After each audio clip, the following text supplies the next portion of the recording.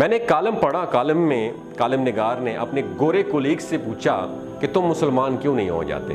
اس نے مسکرا کر جواب دیا، تم مجھے کوئی اچھی سی ریزن دے دو، then I will accept Islam, میں اسلام قبول کر لوں گا۔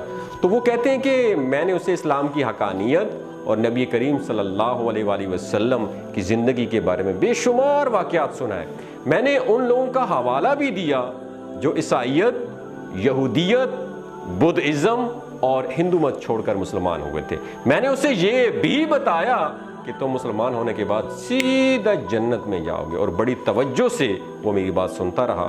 میں خاموش ہوا تو اس نے ہنس کر کہا، ہماری کمپنی میں 2 درجن مسلمان ہیں، تم مجھے کسی ایک کا حوالہ دو جس کو دیکھ کر میں مسلمان ہو جاؤں۔ وہ کہتے ہیں کہ میں حیرت سے اس کی طرف ہکا بکا ہو کر دیکھنے لگا تو وہ بولا، تم مسلمان اگر مل کر بھی اخلاقی لحاظ سے ہمارے کسی کرسچین ساتھی کا مقابلہ کر لو تو میں مسلمان ہو جاؤں گا۔ وہ رکا اور اس کے بعد وہ کہتے ہیں کہ مجھ سے پوچھا، کیا تم لوگ حلال کھاتے ہو؟ تو وہ کہتے ہیں کہ میں نے سینے پر ہاتھ رکھ کر جواب دیا، الحمدللہ مسلمان حرام نہیں کھاتے۔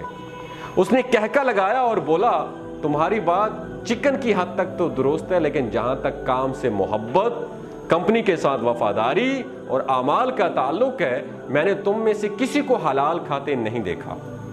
دفتر آنے کا وقت 9 بجے اور چھٹی کا وقت 5 بجے ہے، لیکن تم لوگ ہمیشہ 5-10 منٹ لیٹ آتے ہو اور جلدی نکل جاتے ہو، جبکہ میں روزانہ 8:45 بجے دفتر پہنچتا ہوں، اپنا سامان ڈیسک سیٹ کرتا ہوں، کوٹ اتار کر لٹکاتا ہوں، لیپ ٹاپ آن کرتا ہوں اور ٹھیک 9 بجے کام سٹارٹ کر دیتا ہوں۔ میں شام 5:30 بجے دفتر سے نکلتا ہوں، آدھا گھنٹہ اپنی چیزیں سمیٹتا ہوں، میز اور ڈیسک صاف کرتا ہوں، کرسیاں سیدھی کرتا ہوں، پردے سیدھے کرتا ہوں، لائٹس آف کرتا ہوں، درازیں لاک کرتا ہوں اور پھر دفتر سے نکلتا ہوں، جبکہ تم لوگ 4 بجے کام بند کر دیتے ہو اور گھنٹہ ٹہل کے گزارتے ہو اور ڈیسک صاف کیے بغیر اور اپنی چیزیں سمیٹے بغیر نکل جاتے ہو۔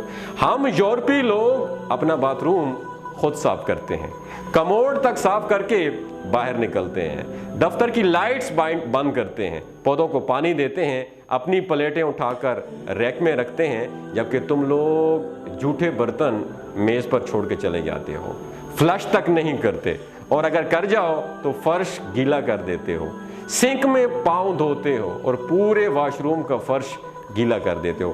تو وہ کہتے ہیں کہ میں نے آپ میں سے کسی شخص کو لائٹس بند کرتے نہیں دیکھا۔ آپ کے لوگوں کے ڈیسک پر پورا ایک میس ہوتا ہے، دسترخوان ہوتا ہے، کوئی چیز ترتیب سے نہیں ہوتی ہے۔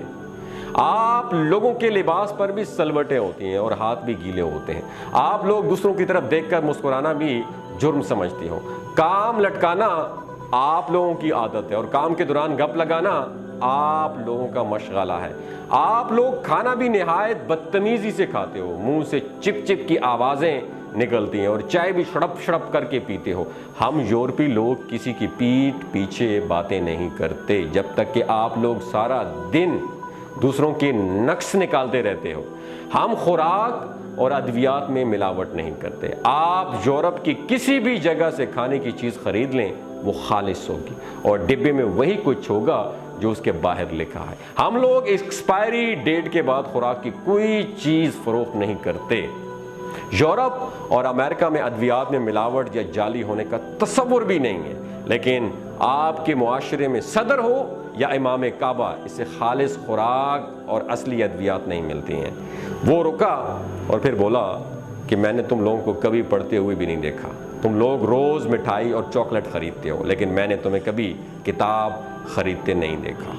کتاب اور علم سے یہ دوری میرے لیے حیران کن ہے۔ ہم مرغی ہو یا گائے ذبح کرتے ہیں جب ذبح خانے ہوں، شہریوں کو اس کا خون نظر آتا ہے اور نہ ہی اوجڑی، جبکہ تم لوگ روزانہ گلیوں اور بازاروں میں جانور ذبح کرتے ہو اور اسے نالیوں میں تڑپنے کے لیے چھوڑ دیتے ہو، اور آخر میں اس کی آلائشیں چوکوں اور گلیوں میں پھینک کر چلے جاتے ہو اور انہیں کتے، کوے اور چیلیں بھنبوڑتے رہتے ہیں۔ تم تنور پر چلے جاؤ یا قصاب کی دکان پر، وہاں مکھیاں اور کاکروچ تمہیں ویلکم کریں گی۔ تم اپنے مولوی حضرات کو دیکھ لو، ان کا لباس گندا، حلیہ بے پرواہ اور پیٹ حدیں کراس کرتا ہوا نظر آئے گا۔ سوال یہ ہے کہ جو شخص اپنے 6 فٹ کے قد پر اسلام نافذ نہیں کر سکا، اس سے مجھے کتنا ایمان مل جائے گا؟ اور آخری بات، کیا تمہارے معاشرے میں عورتوں بچے اور کیا جانور یہ محفوظ ہیں؟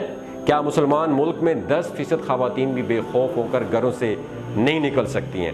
تم لوگ بچوں پر تشدد کرتے ہو اور جانوروں کو بھی پتھر یا ڈنڈا مارنا اپنا فرض سمجھتے ہو، تو پھر تم بتاؤ میں تم میں سے کس کو دیکھ کر اسلام قبول کروں؟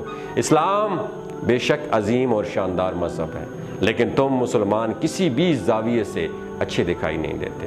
دنیا کی ہر بیماری، ہر برائی تم لوگوں میں کوٹ کوٹ کر بھری ہوئی ہے، لہٰذا پھر میرے جیسے لوگ یہ سوچنے پر مجبور ہو جاتے ہیں وہ مذہب جو آج تک اپنے ماننے والوں کو نہیں بدل سکا، وہ کالم نگار کہتے ہیں کہ وہ گورے نے کہا کہ مجھے کیسے بدلے گا۔ دوسرا، وہ گورا کہہ رہا تھا کولیگ اپنے ساتھی کالم نگار کو کہ دوسرا اگر میں مسلمان ہو بھی جاؤں تو میں کروں گا کیا؟ کیا میں بآواز بلند ڈکار مارنے کے لیے اسلام قبول کروں، یا عورتوں کو گھورنے اور 40 انچ کی کمر کے لیے مسلمان ہو جاؤں؟ تم مجھے کوئی ریزن تو دے دو، میں ابھی کلمہ پڑھتا ہوں۔ وہ خاموش ہو گیا۔ وہ کالم نگار کہتے ہیں کہ میرا منہ کھلے کا کھلا رہ گیا۔ شیخ فرید صاحب رکے، یہ کالم نگار تھے، ان کا نام تھا شیخ فرید صاحب، رکے، پھر لمبی لمبی سانس لے کر بولے میں اس گورے کی باتوں پر آج بھی شرمندہ ہوں، اور میں نے اس کے بعد کسی غیر مسلم کو تبلیغ نہیں کی، اور میں یہ مانتا ہوں کہ میں 84 سال کی عمر میں خود کو مسلمان نہیں بنا سکا، میں اسلام کے معیار پر پورا نہیں اتر سکا۔ اب سوال یہ ہے کہ اس گورے نے کون سی بات غلط کی تھی؟ آپ سے پوچھ رہا ہوں، کیا ہم مسلمان ایسے مسلمان نہیں ہیں؟ دنیا میں ہر سال صفائی پسند، پرسکون اور پرامن ملکوں کی فہرست شامل ہوتی ہے۔ خوش رہنے، کام کرنے اور سستے ترین ملکوں، تعلیم، انسانی حقوق، انصاف، ماحولیاتی نفاست، پینے کے صاف پانی، خالص خوراک اور کامیابی کے برابر مواقعوں پر بھی ڈیٹا شائع ہوتا ہے، اور تمام غیر مسلم ملک ان شعبوں میں ایک دوسرے کا مقابلہ کرتے نظر آتے ہیں، مگر میں نے کبھی اسلامی ملکوں کو اس فہرست میں نہیں دیکھا۔ تعلیم ہو، صحت ہو، صفائی ہو، انصاف ہو، انسانی حقوق ہو، رواداری یا بھائی چارہ ہو، خدمت یا اخلاقیات کے شعبے ہوں، یا پھر کتب بینی یا ہنرمندی، اس میں کبھی سعودی عرب یا پاکستان کا نام نہیں آیا۔ ہم پورا عالم اسلام سال میں جتنا کاغذ استعمال کرتے ہیں اتنے کاغذ امریکہ کا ایک شہر بوسٹن ریسرچ پیپر میں استعمال کر دیتا ہے۔ کتاب خواہ اسلام کے بارے میں کیوں نہ ہو، لیکن اس کے سب سے زیادہ خریدار امریکہ اور یورپ میں پائے جاتے ہیں۔ قرآن مجید اور احادیث پر سب سے زیادہ ریسرچ یورپ میں ہو رہی ہے۔ خانہ کعبہ کے فرش کا ماربل بھی یورپ سے امپورٹ ہوتا ہے، اور اسے اٹلی کی کمپنیاں کاٹتی اور پالش کرتی ہیں، اور یہی اسے فرش پر لگواتی ہیں۔ عالم اسلام کی تمام مساجد میں اذان اور تلاوت بھی یہودی کمپنیوں کے ساؤنڈ سسٹم سے نشر ہوتی ہے، اور ہم سب لوگ ادویات بھی انہی کی استعمال کرتے ہیں۔ لہٰذا پھر یہ سوال ہے کہ اقوام عالم کی گلیوں میں اسلام اور مسلمان ہے کہاں؟ ہمارا کنٹریبیوشن کیا ہے اور کہاں پہ ہے؟ دنیا جہاں کی برائیاں، خامیاں، کمزوریاں اور آزمائشیں صرف ہمارے کھاتے میں کیوں درج ہوتی ہیں؟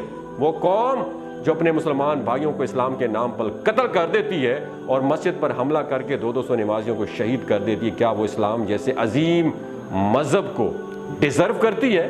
ہم مسلمانوں کی زندگی میں بھی اسلام کہاں ہے؟ یہ جو اس کالم میں یہ باتیں بتائی گئی ہیں، باتیں تو سچی ہیں، پر ہمیں شرم نہیں آتی۔ ہم ڈھیٹ لوگ ہیں، خود علم نہیں ہوتا، کتاب پڑھنا تو دور کی بات، ہاتھ بھی نہیں لگاتے، اور دوسروں سے ہر بات پہ ریفرنس مانگ رہے ہوتے ہیں۔